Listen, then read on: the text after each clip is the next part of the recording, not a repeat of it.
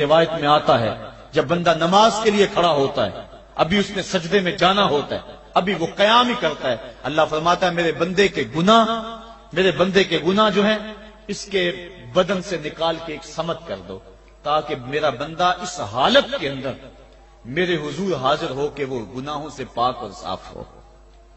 حضرت نبی رحمت صلی اللہ علیہ وآلہ وسلم فرماتے ہیں کہ پھر اس کے سارے گناہ اس کے بدن سے اتار کے ایک سمت رکھ دیے جاتے ہیں، اور بندہ مصلی پہ سبحان ربی العالی کے نغمے الاپتا ہے، رکوع کرتا ہے، سجدے کرتا ہے۔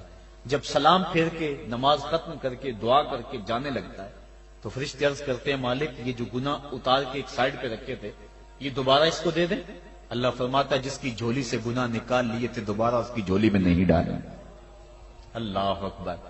اور ایک روایت کے لفظ ہیں کہ جب بندہ نماز کے لیے کھڑا ہوتا ہے اس کے کندھوں کے اوپر سارے گناہ آ جاتے ہیں اور اس کے سر کے اوپر گناہ آ جاتے ہیں، جب رکوع میں جاتا ہے تو کندھوں والے گناہ گر جاتے ہیں، اور جب بندہ سجدے میں سر رکھتا ہے تو اللہ تعالیٰ اس کے سارے گناہوں کو ختم کر دیتا ہے اور وہ بالکل پاک ہو جاتا ہے۔ حضرت سلیمان فارسی ایک دن ایک درخت کے نیچے کھڑے تھے، آپ نے درخت کی شاخ کو پکڑ کے جنبش دی، حرکت دی، موسم خزاں تھا، درخت کی شاخ کے سارے زرد پتے گر گئے۔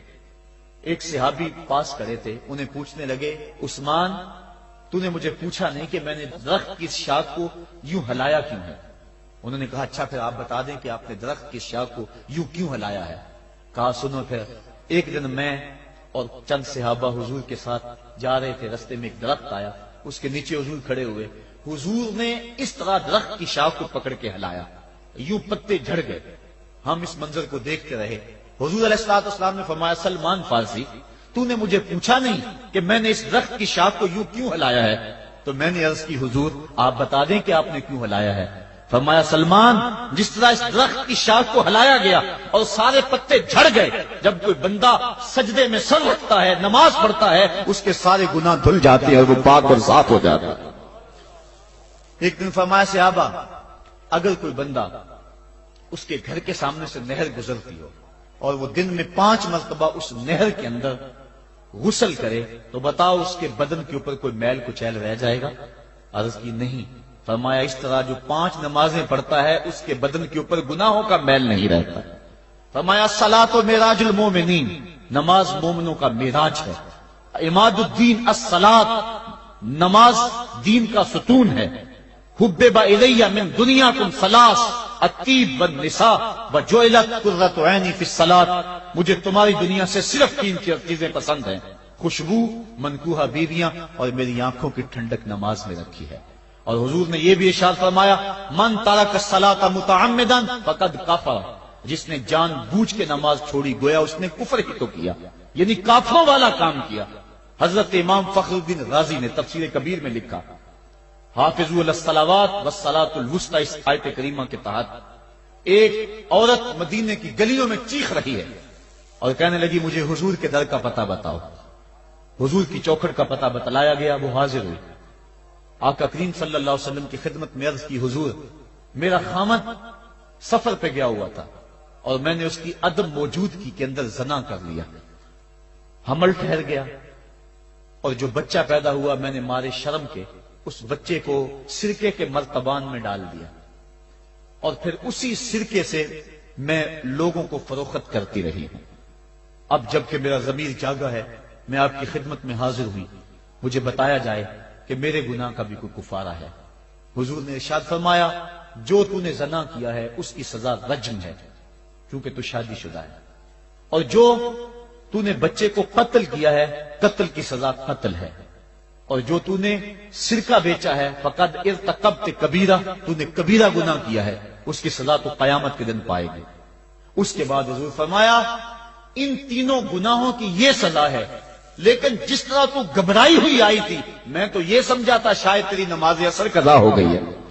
اب آپ اندازہ کریں کہ نماز کی اہمیت کیا ہے اور ہم اس بات میں کتنی سستی کرتے ہیں۔ کسی سے پوچھا جائے نا آؤ نماز پڑھنے چلے، وہ کہتے ہیں بس یار میرے کپڑے پلید ہیں، کپڑے میرے پاک نہیں ہیں۔ تیرے کپڑے کیسے پاک رہ سکتے ہیں؟ تو اللہ کے حضور جھکنا نہیں جانتا، تیرے کپڑے بھی پلید ہیں، تیرا دل بھی پلید ہے، تو اس کے حضور جھک کے تو دیکھ، تن بھی ستھرا کر دے گا، تیری روح کو بھی پاکی دے دے گا، تیرے قلب کو بھی طہارت بخش دے گا۔ تو اس کے حضور جھک اس کے حضور سجدوں سے اللہ کے حضور خراج پیش کر اپنی محبتوں کا جب بندہ سجدے میں سر رکھتا ہے اللہ فرشتوں میں فخر کرتا ہے میرے بندے کو دیکھو نا بالآخر میرے حضور ہی جھکا ہے نا، کتنے گناہ کیے اس نے، کتنے جرم کیے اس نے، لیکن بالآخر میرے حضور آیا اور اپنے گناہوں کی معافی مانگتا ہے، فرشتوں گواہ ہو جاؤ میں نے اپنے اس بندے کی مغفرت فرما دی۔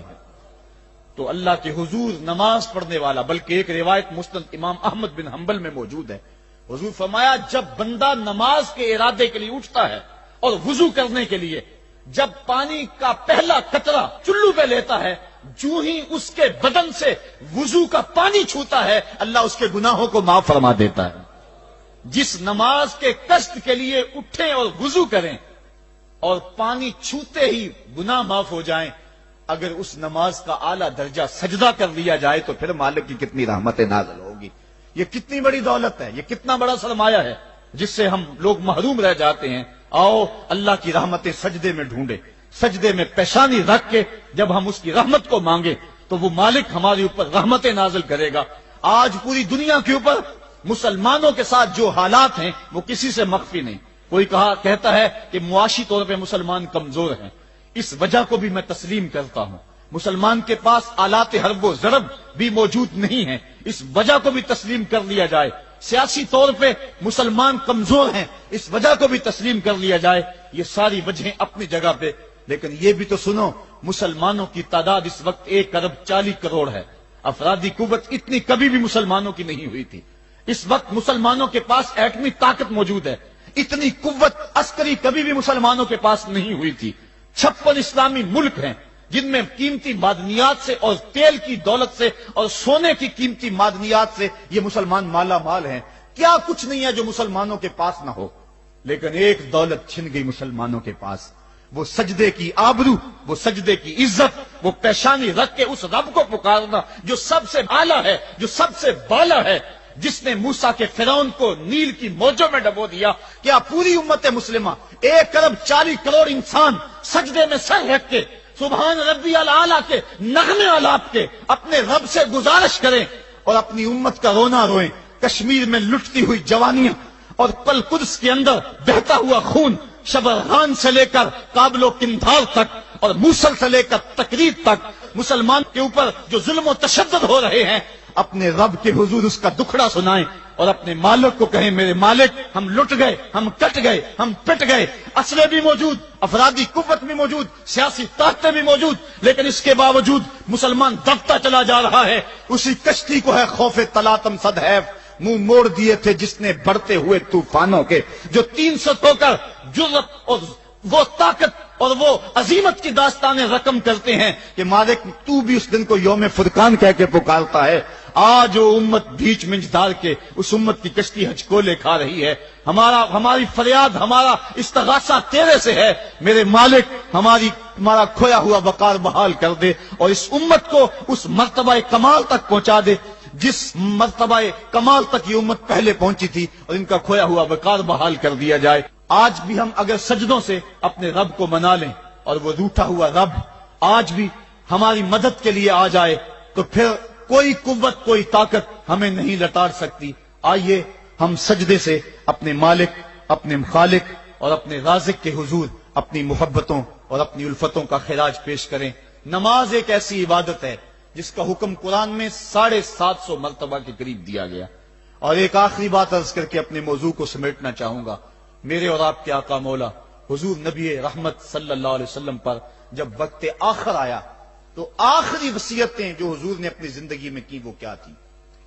2 وصیتیں تھی حضور کی آخری کی، جب حضور ایام مرض میں تھے، اور آخری وصیتیں اس کے بعد حضور نے کوئی کلام نہیں کیا، وہ یہی تھا الصلاۃ الصلاۃ الصلاۃ الصلاۃ۔ لوگوں میں تمہیں نماز کی تاکید کرتا ہوں، میں نماز کی تاکید کرتا ہوں۔ اور دوسرا فرمایا جو تمہاری ملک میں تمہارے غلام اور تمہاری لونڈیاں ہیں ان کے ساتھ حسن سلوک کی تاکید کرتا ہوں۔ یہ آخری 2 باتیں تھی جو حضور نے ارشاد کی۔